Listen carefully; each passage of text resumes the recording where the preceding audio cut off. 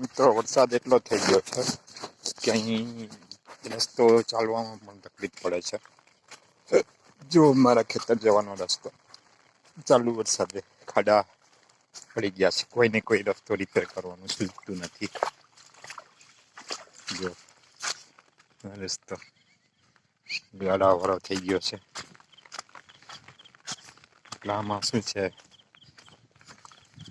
કોઈ શિક્ષિત સરપંચ ભણેલો હોય ને તો આમાં થઈ દીધી, અગર આમાં કાંઈ થાય એમ નથી ભાઈ.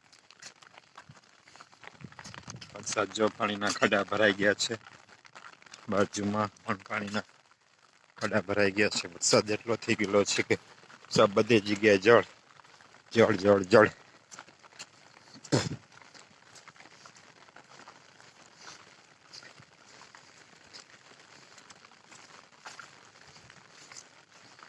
ક્યાંય કોઈ એક્શન લેતું નથી.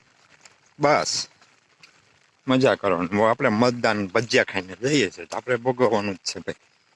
પણ ત્યાં મોટી મોટી કરે મોદીજીની ગેરંટી આમ ને આમ. પછી તમે ક્યાં જાઓ સાહેબ? ખાતરના ભાવ ક્યાં પહોંચાડી દીધા. હજી હું તમને આગળ બતાવું છું કે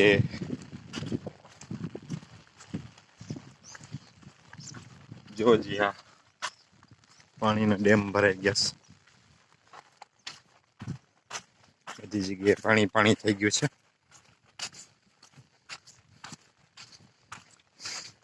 ચૂંટણી આવે અને હું થઈ જાય ભજીયા ખાઈ લે બધી, ભજીયા ખાઈને મત જીતે રાખે. ભાજપ વાળા જીતી જાય.